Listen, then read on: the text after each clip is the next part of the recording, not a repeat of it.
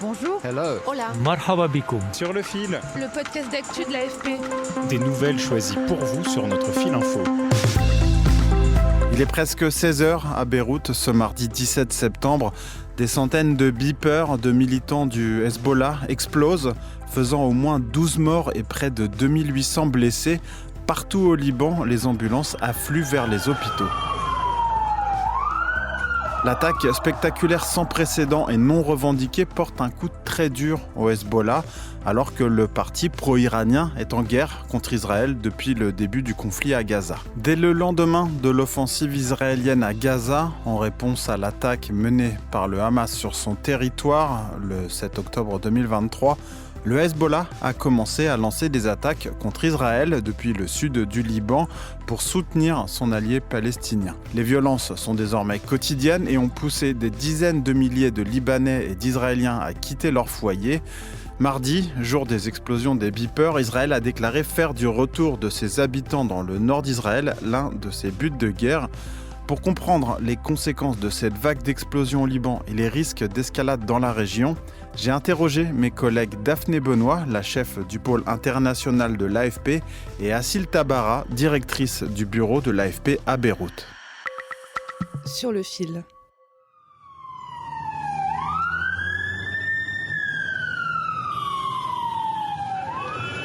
Mardi, le Liban a connu la sidération, comme nous le raconte Assil.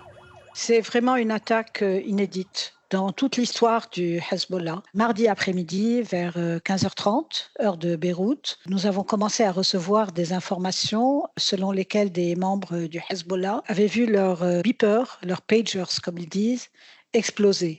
Et ça a été quelque chose d'incroyable.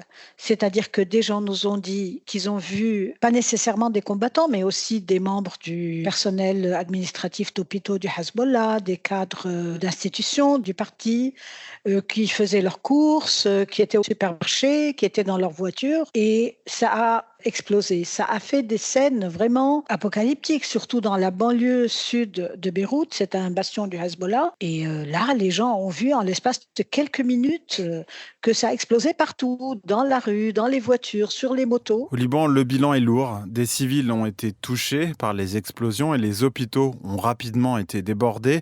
Au moment de l'enregistrement de cet épisode, le bilan était de 12 morts et environ 2800 blessés.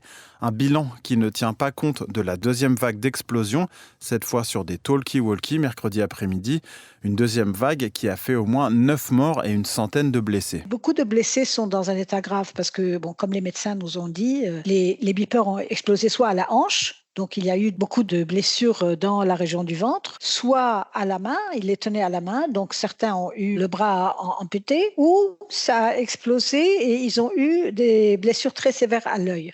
Les hôpitaux de Beyrouth ont été submergés. Les gens ont dû être traités dans les parkings des hôpitaux. Beaucoup sont allés dans des établissements qui sont hors de Beyrouth parce que, en même temps, près de 3000 blessés pour un petit pays, c'est beaucoup.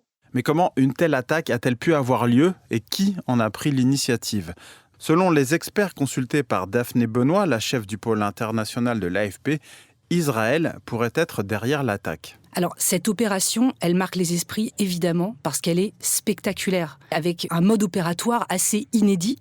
Et c'est vrai qu'on ne peut s'empêcher de penser au service secret israélien, même si ça n'a pas été revendiqué et ça restera sans doute une question ouverte à un certain moment. Mais en effet, c'est une opération qu'on peut qualifier de réussie pour Israël et qui s'inscrit dans une série d'opérations où Israël a frappé un grand coup. On pense à l'assassinat fin juillet du chef du Hamas, Ismaël Haniyeh, qui a été frappé dans sa résidence à Téhéran. Donc c'est là aussi un franc succès pour Israël. Et effectivement, ça redore le blason des services secrets israéliens qui étaient réputés pendant longtemps parmi les meilleurs du monde et qui n'ont pas vu venir le drame du 7 octobre.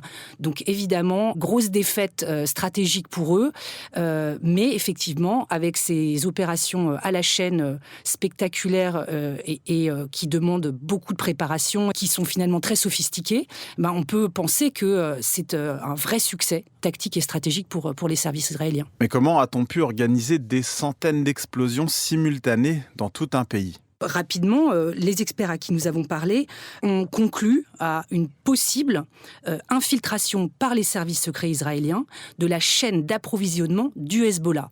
Ce qu'il faut savoir, c'est que la direction du Hezbollah avait récemment décidé de renoncer aux smartphones parce qu'ils avaient le soupçon que leur réseau de téléphone portable était compromis par des écoutes des services israéliens. Ils avaient de fait décidé d'arrêter de les utiliser au profit de ces petits beepers qui marchent non pas par ondes comme nos smartphones ou par Wi-Fi, mais par radiofréquence. Le Hezbollah avait décidé d'en commander plusieurs milliers.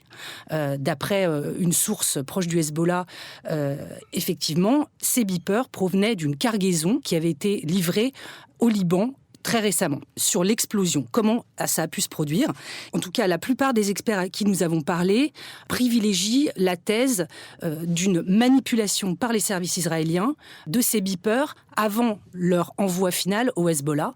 Donc, ils auraient peut-être inséré dans ces beepers une petite charge explosive à côté de la batterie au lithium et qui aurait été activée à distance via un détonateur placé également dans le beeper.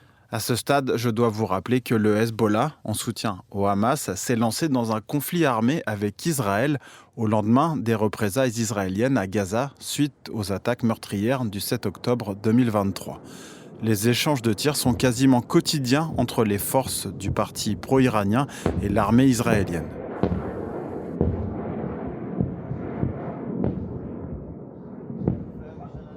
Ce conflit a fait des milliers de réfugiés de chaque côté de la frontière. Le retour de ces réfugiés chez eux est désormais un objectif de Benyamin Netanyahou.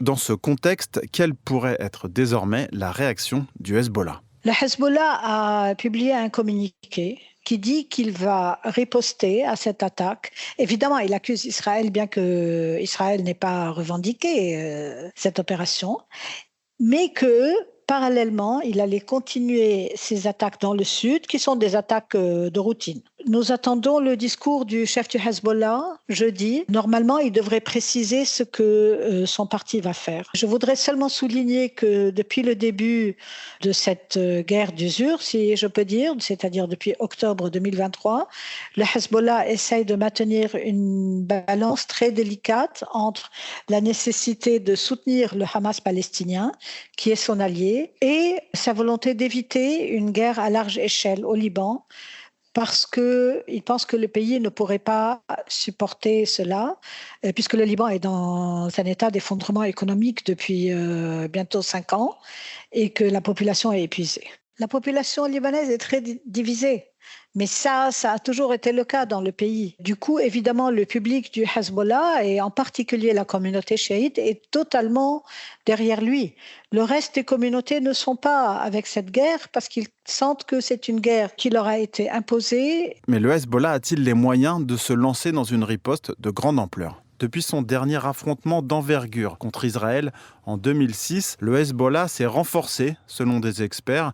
Il compte plusieurs dizaines de milliers de combattants, ainsi qu'un armement beaucoup plus moderne. Je crois que le Hezbollah a les moyens de mener une guerre contre Israël. Le Hezbollah a les armes nécessaires qu'il n'a pas encore utilisées. Il a des missiles de précision.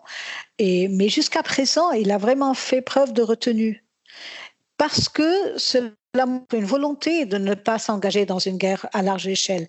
Et on l'a bien vu le 25 août, quand le Hezbollah a riposté à l'assassinat de son chef militaire. Il a tiré sur le territoire israélien. Israël a riposté et les deux parties se sont arrêtées au bout de quelques heures. Pour les analystes, c'était une claire indication que les deux parties ont fait preuve de retenue parce qu'ils ne veulent pas s'engager dans un conflit à large échelle. Maintenant, il reste à voir si aujourd'hui le gouvernement israélien est dans un autre état d'esprit et qu'il est prêt à lancer une offensive d'envergure. L'éventualité de l'ouverture d'un deuxième front, cette fois à la frontière israélo-libanaise, eh bien, c'est un scénario qui est évoqué depuis de longs mois et que beaucoup de personnes redoutent. Néanmoins, on peut se demander si Israël a militairement les moyens de ce deuxième front, puisque son armée est très concentrée sur le conflit à Gaza et que ça lui demanderait des ressources considérables.